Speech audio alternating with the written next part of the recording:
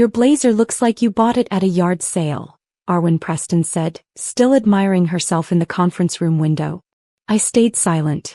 Silence is a weapon most people can't handle. It was 7:30 a.m. in a Chicago skyscraper that cost more per floor than my entire neighborhood. My name is Maisie Grant. 16 years in corporate finance. 3 recessions. 2 hostile takeovers. I'm the person they call when the numbers don't add up and the auditors circle like vultures. The cleanup crew. Today apparently I was the entertainment. Arwen, 26, fresh MBA bought with her father's donations, lime green pantsuit, jewelry worth a small nation's GDP, finally turned to me. Maisie, are you even listening? Lawrence expects premium presentation. You look like you're selling insurance door to door in 1974. The junior associates pretended to type. They knew I'd saved this company from collapse twice.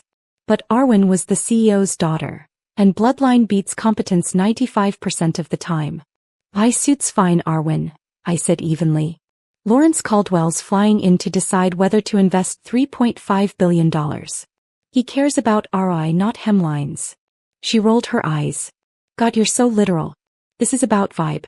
Daddy says I get to lead because I understand what modern investors want. You're just here to read spreadsheets. I looked at her, really looked. Desperate for validation. Terrified. Handed everything, learned nothing. Something inside me snapped. The last thread on a rope frayed for years. I was done carrying incompetence. Mason Reed, the CEO, swept in next, tan from shareholder-funded golf trips, teeth blindingly white. Big day. Arwen, you look stunning. Maisie, you brought the binders. I brought the data, I said. Risk assessments, compliance, real projections. Fantastic, he waved, pouring coffee. Keep it out of sight for now. Don't drown Lawrence in numbers before Arwen paints the vision. We're selling the future. The past, he meant, was the 14 months I'd spent rebuilding after his crypto Ponzi scheme nearly sank us. Mason, I warned, Caldwell's been in institutional investing 30 years. If we open with vibes instead of data, he'll walk out before slide 2. Arwen groaned. Daddy, she's being a buzzkill again. Mason gave me that patronizing smile that makes you crave arson. Just be a team player, Maisie. Support her lead. Team player. Corporate code for shut up and accept mediocrity. I checked the clock. 7:48 a.m. Caldwell arrived in 12 minutes. Understood, I said. And I meant it. If they wanted a show, I'd give them one. I wouldn't interrupt. I wouldn't save them. I'd sit in my yard sale blazer and watch Arwen burn the meeting to the ground. I smoothed my binder, took a sip of water, and waited for the executioner to arrive.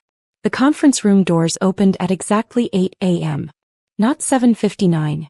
Not 8:01. Exactly 8. Lawrence Caldwell didn't operate on approximate schedules. He operated on precision. He walked in and the atmosphere in the room changed instantly. The temperature seemed to drop, the air grew heavier, and everyone sat up a little straighter. He wasn't tall, maybe 5'10", with a lean build and iron gray hair cut in a severe style.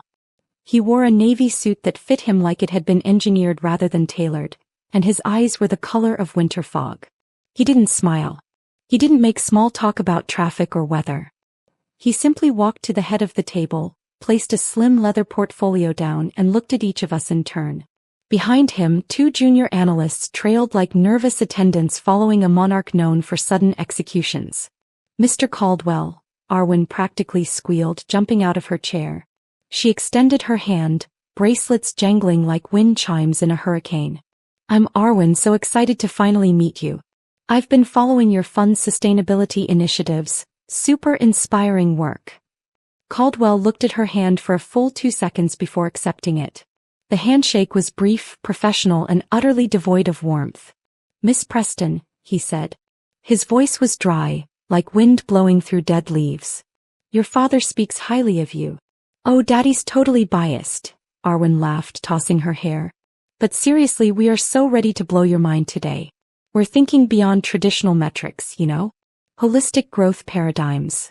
I took a sip of water to hide my expression. Holistic growth paradigms.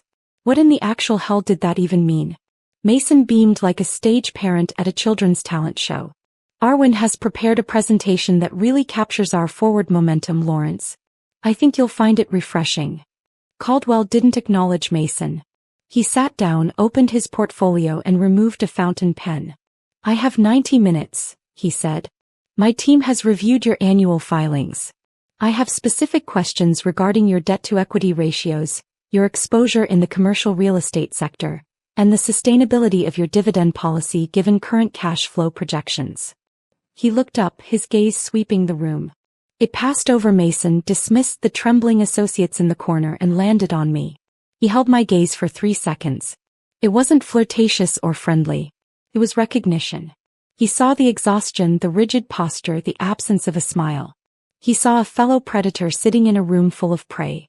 Then Arwen clapped her hands together. Totally. We can get into the granular stuff later, but first, let's talk about the narrative. She dimmed the lights and clicked her remote. A massive screen illuminated with a slide that said, Synergy, in a font that looked like graffiti spray painted by a distracted teenager.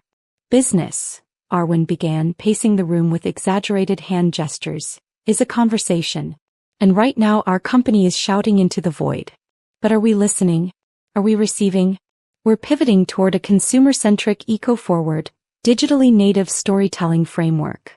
I watched Caldwell. He hadn't written anything.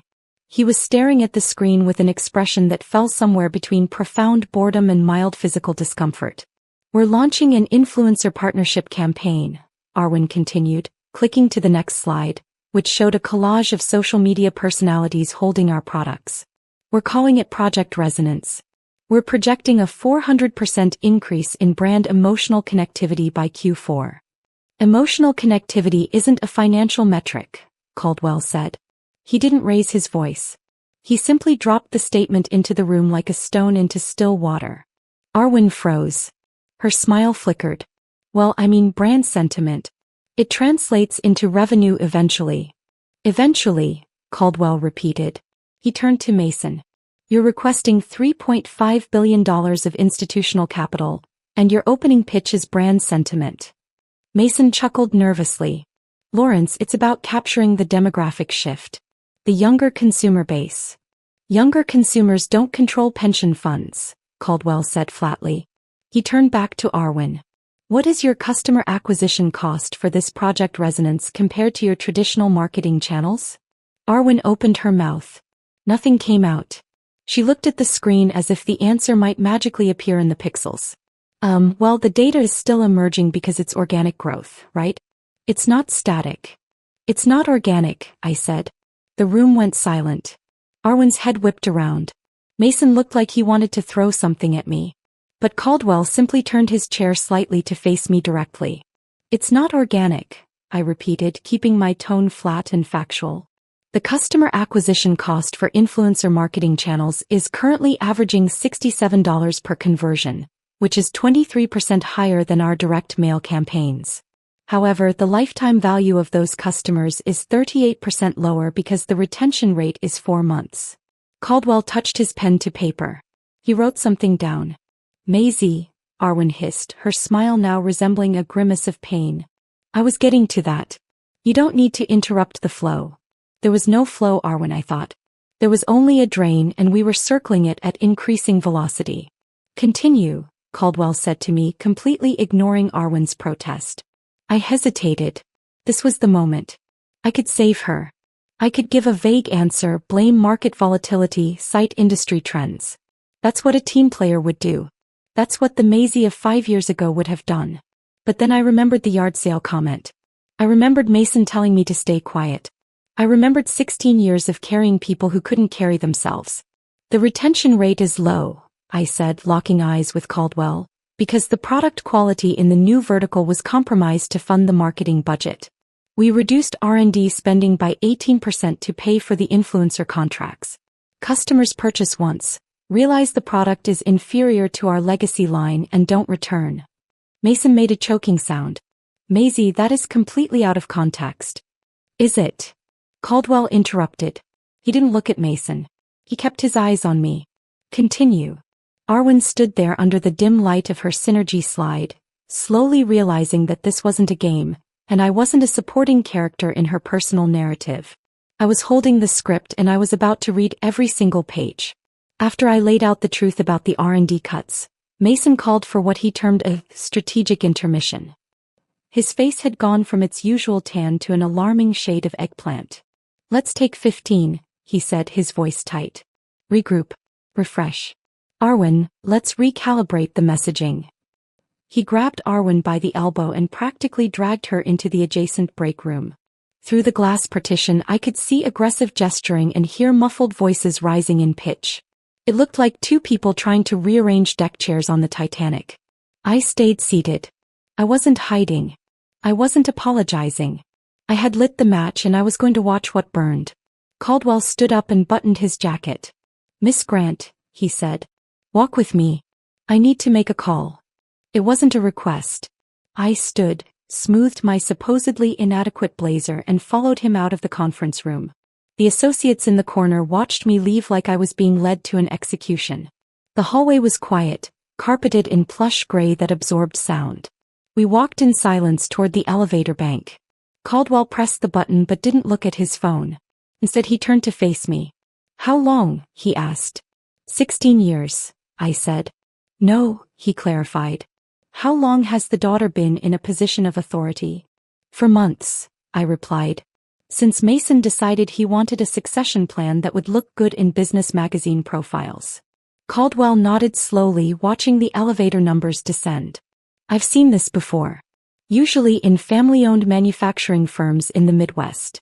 The founder gets old, gets anxious about legacy, promotes the child who thinks business is a TED Talk." He looked at me directly. "You're the only reason the stock price hasn't collapsed yet, aren't you?" "I manage expectations," I said carefully. "And I clean up the messes." "You're doing more than cleaning," Caldwell said. "You're holding up the entire structure." The elevator arrived. The doors opened, revealing a mirrored interior. Caldwell didn't step inside. He simply held the door open with one hand. "Why stay?" he asked. "You could run investor relations for any major firm in the city. Why stay here and let a 26-year-old amateur insult you in front of a multi-billion-dollar prospect?" I looked at my reflection in the elevator mirror. I looked tired, worn down, but there was something sharp in my eyes. Something dangerous. "Because I built this," I said quietly. "I built the relationships with the banks. I structured the debt that kept us afloat. I negotiated the contracts that kept the lights on. They think I'm part of the infrastructure. They forgot that infrastructure is what keeps buildings from collapsing." Caldwell smiled. It was a terrifying expression, like a shark recognizing blood in the water. "I'm not investing," he said. My stomach dropped.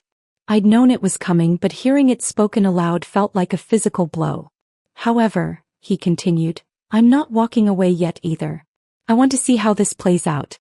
I want to see if there's anything worth salvaging after the collapse." He leaned in slightly. "Let her continue when we go back. Give her enough rope. I want to see if she hangs herself or if she strangles the entire company first." "And if she strangles the company?" I asked. "Then we strip the assets," he said. "But if you demonstrate that there's someone competent in the building, someone who can actually pilot this operation, we might proceed." He released the elevator door. 5 minutes, Maisie. Then the real meeting starts." He stepped into the elevator. The doors closed. I stood in the hallway for a moment, my pulse hammering in my ears. It wasn't fear anymore. It was something else. Something that felt like freedom. Caldwell had just given me permission. No, he'd given me a directive. I walked back toward the conference room. I could hear Arwen's voice from the break room, pitched high with indignation. "It's just jealousy, Daddy. She's jealous because I'm young and I have vision, and she's just administrative. She's basically a glorified bookkeeper with a calculator." "I know, sweetheart, I know," Mason was saying. "But we need her for the technical details. Just dazzle him with the vision. Use your charisma. You're a star. Glorified bookkeeper." I paused outside the door. I took a deep breath. I imagined pulling the pin on a grenade. Then I pushed the door open and walked back in. "Ready for round 2? I asked, my voice almost cheerful. Arwen spun around, glaring. "Just sit there and be quiet, Maisie. I'm handling this." "By all means," I said, taking my seat and opening my binder to the section marked Regulatory Compliance Risks. "Dazzle away." When Caldwell returned, he didn't sit immediately. He walked to the window, looked out at the Chicago skyline, then turned his chair so he was facing Arwen directly. "Miss Preston," he said. "Let's move past the marketing. I want to talk about governance structure." Arwen brightened. She thought governance meant company culture. She thought it meant casual Fridays and wellness initiatives. "Oh, absolutely," she beamed, clicking her remote. A slide appeared titled, "Our Tribe."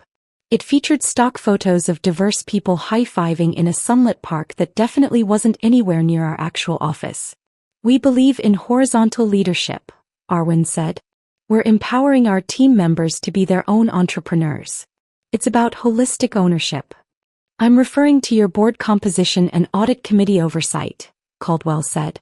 "I noticed in your most recent proxy statement that your audit committee chairman is your uncle." Arwen blinked. "Uncle Frank? Yeah, he's great. He's a dentist, but he's really smart with money. He manages his own investment portfolio." The silence that followed was so profound I could hear the ventilation system humming. A dentist. The chairman of the audit committee for a company seeking institutional investment was a dentist. I slowly slid a document across the table. It made a distinct K sound against the polished wood. It was the governance reform proposal I'd drafted 2 years ago, the one Mason had rejected because it would have required removing his relatives from the payroll. "Mr. Caldwell," I said calmly, "if you turn to Section 3 in the packet I just provided, you'll see the proposed risk mitigation strategy regarding board composition. The current structure is familial and non-compliant with standard institutional requirements. We've outlined a transition plan to bring in 4 independent directors within the next fiscal quarter." Caldwell picked up the packet. He flipped to Section 3. He read it silently. Arwen stared at the packet like it was a live explosive. "I didn't authorize that document." "Maisie, why are you distributing unapproved materials?" "Because," I said, still looking at Caldwell. "Mr. Caldwell asked about governance. And Uncle Frank is a dentist is not an answer that secures a check with 10 zeros on it." Mason interjected, his face approaching a dangerous shade of crimson. "Now hold on. Frank is a very shrewd businessman. And Maisie, we haven't agreed to any independent board members." "Then you're not compliant," Caldwell said, closing the packet. He looked at Mason. "You're asking me to deploy pension fund capital. If I take this to my investment committee and tell them the audit chairman fills cavities for a living, they will reject the proposal immediately. And then they will short your stock." Arwen looked at her father. The confidence was draining from her face. "But our culture," she stammered. "We have a meditation room. We have mental health days. You have a $14 million regulatory exposure," I said. "I've documented the potential SEC penalties on page 18. It exceeds your projected annual profit margin." Arwen snatched the packet from Caldwell's hands and flipped to page 18. Her eyes widened. "This is negative. Why would you show him this? You're sabotaging us." "I'm disclosing material risk," I said. "It's called fiduciary duty. Arwen, if we fail to disclose this and he invests and then discovers it later, that's securities fraud. That's federal prison, not minimum security resort prison. Actual prison with jumpsuits that definitely don't come in lime green." Caldwell made a sound that might have been a laugh. It was short and dry. "She's correct," Caldwell said. "She's protecting you from a lawsuit, Miss Preston. You should be grateful." Arwen's face went from pale to flushed. The humiliation was complete. She was being educated in her own conference room by the woman she'd called a glorified bookkeeper. "I need a break," Arwen announced abruptly. Her voice was strained. "I need to check on lunch arrangements." She turned and walked out on her expensive heels. We all knew she wasn't checking on lunch. She was going to cry in the bathroom or call her mother. Mason looked at me with pure, undiluted hatred. "You are undermining her," he hissed. "I'm saving your deal, Mason," I replied calmly. Caldwell watched the door close. Then he looked at me. "Keep talking," he said. "Tell me about the debt structure." And for the next 25 minutes, with Arwen crying in the bathroom and Mason sulking in his chair, I did exactly what I was hired to do 16 years ago. I ran the meeting. The debt structuring discussion went flawlessly. Without Arwen there to inject meaningless buzzwords, I walked Caldwell through our capital stack, our credit ratings, our liquidity positions, and our covenant compliance. It was like playing tennis with a professional, fast, precise, no wasted movement. But then Arwen returned. She'd fixed her makeup. Her eyes were still red-rimmed, but she'd reapplied her lip gloss and reconstructed her armor of arrogance. She walked in carrying a tray of artisanal sandwiches that nobody had requested. "Okay," she announced, setting the tray down with excessive force. "Fuel for the brain. Get it? Food for thought." Nobody laughed. As I reached for my water, my phone buzzed on the table. It was a text from Mason sitting 4 feet away from me. "Stop talking. You've made your point. Let Arwen close. She needs this win. If you say one more word about compliance or risk, we're having a very different conversation Monday morning about your employment." I stared at the screen. There it was. The ultimatum. He was willing to destroy the deal, risk federal charges, and torpedo the company's credibility just to protect his daughter's fragile ego. He would fire the only person who knew how to operate this company just so his daughter could wear the title while we crashed. I looked up at Mason. He gave me a tight, warning smile. Then I looked at one of the junior analysts sitting to Caldwell's left.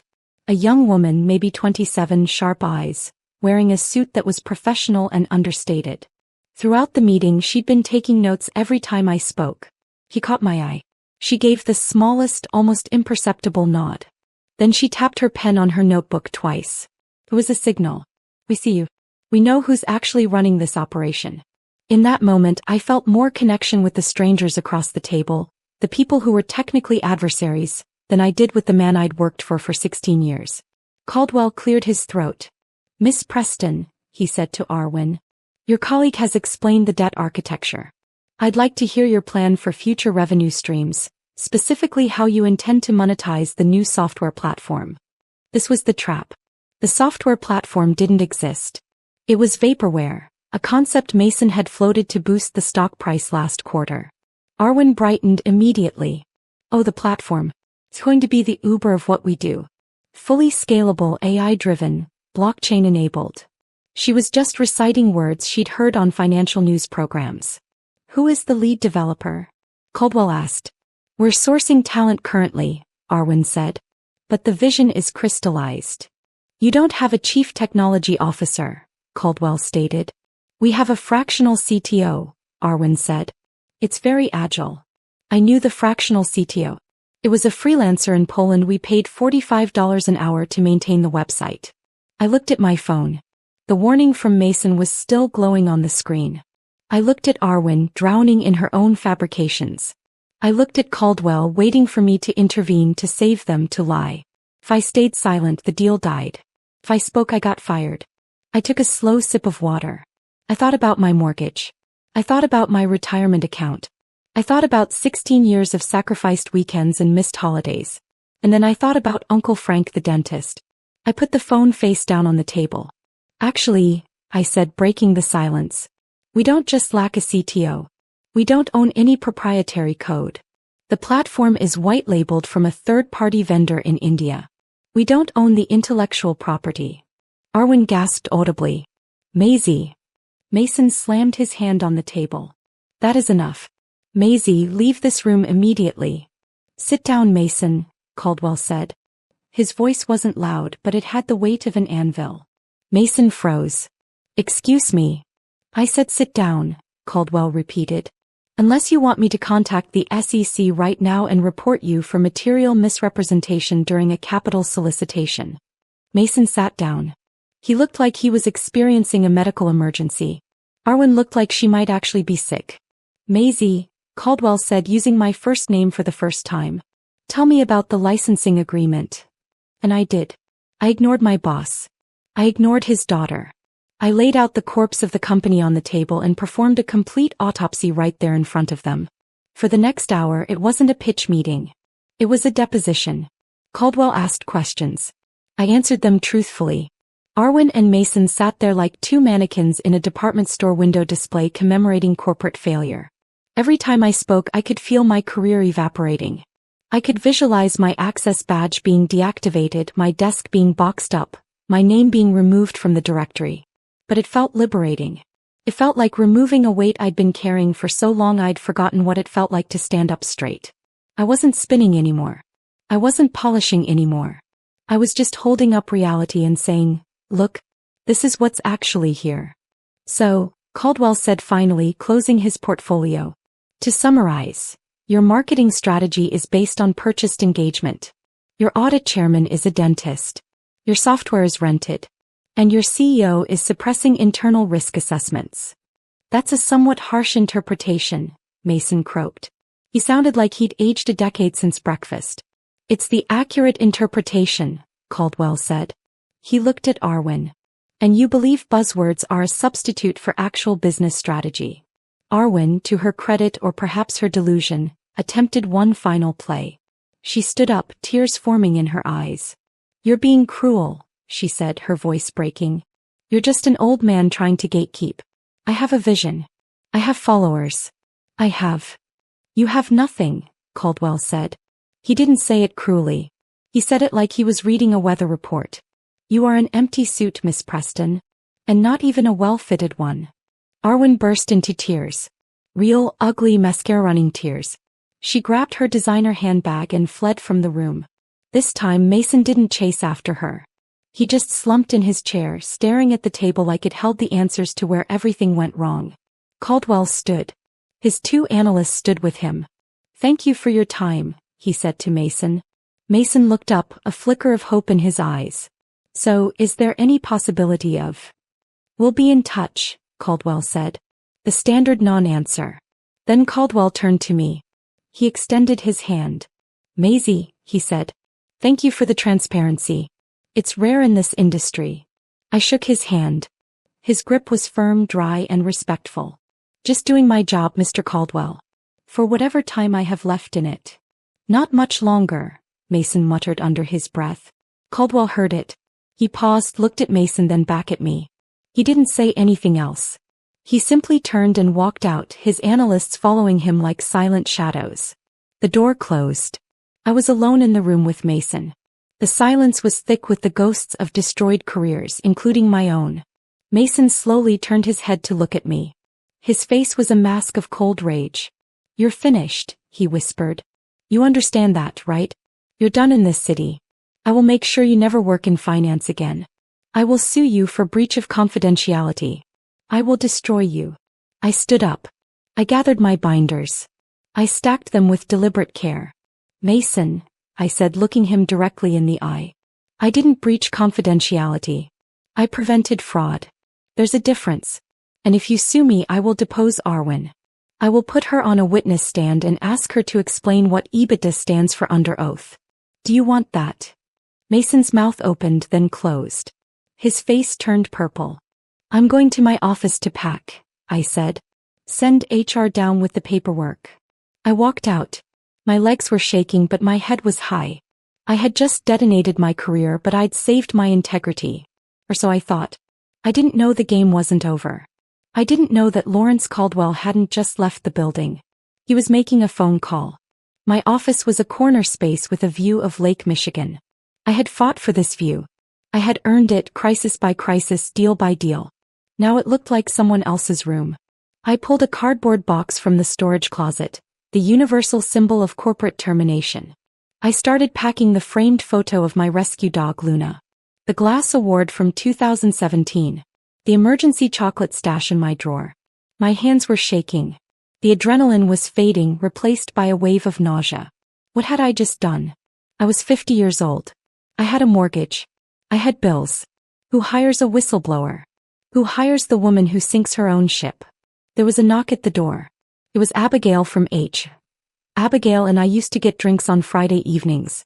Now she wouldn't meet my eyes. She was holding a manila envelope. Maisie, she said, her voice strained. Mason asked me to deliver this. The termination paperwork? I asked, dropping a stapler into the box. Administrative leave pending investigation, she corrected. It's standard procedure before formal termination. He wants you escorted out. Security is coming. Security. I laughed. It was a harsh, jagged sound. I've worked here for 16 years, Abigail. You think I'm going to steal office supplies? I'm sorry, she whispered. He's furious. He's breaking things upstairs. Arwen is hysterical. Arwen is always hysterical, I muttered. 2 security guards appeared behind Abigail. They were new, contracted personnel. They looked at me like I was a threat. "Ma'am," one of them said, "we need your badge and your laptop." I handed them over. I felt naked without them. My identity stripped away in seconds. "I'm ready," I said, picking up my box. We did the walk of shame. Past the cubicles where junior staff pretended not to see me. Past the break room where someone had burned popcorn. Past the reception desk where the receptionist looked like she might cry. They escorted me to the elevator, down to the lobby, through the glass doors and onto the sidewalk. It was raining. Of course it was raining. The universe apparently has a flair for cliché. I stood on the wet pavement holding my box, rain ruining my supposedly inadequate blazer, thinking about how I was going to explain this to my sister. "Yeah, Rachel. I got fired because I refused to let a 26-year-old nepotism case commit securities fraud." My phone buzzed in my pocket. I almost ignored it. It was probably Mason calling to add one more threat to his collection. But it wasn't Mason. It was a number I didn't recognize. A 212 area code. New York. I balanced the box on my knee and answered. "This is Maisie." "Maisie, it's Lawrence Caldwell." I nearly dropped the phone into a puddle. "Mr. Caldwell. Where are you?" "I'm on the sidewalk," I said. "I've just been escorted out of the building." "Good," he said. "That saves me the trouble of getting you a visitor pass." I didn't leave. "Turn around." I turned. Through the rain-streaked glass of the building's massive lobby I saw him. He was standing there, phone to his ear, looking directly at me. "Come back inside, Maisie," he said. "I can't," I replied. "They took my badge. I'm persona non grata." "Not anymore," he said. "I just purchased the debt. Your company has a bridge loan that matures next week."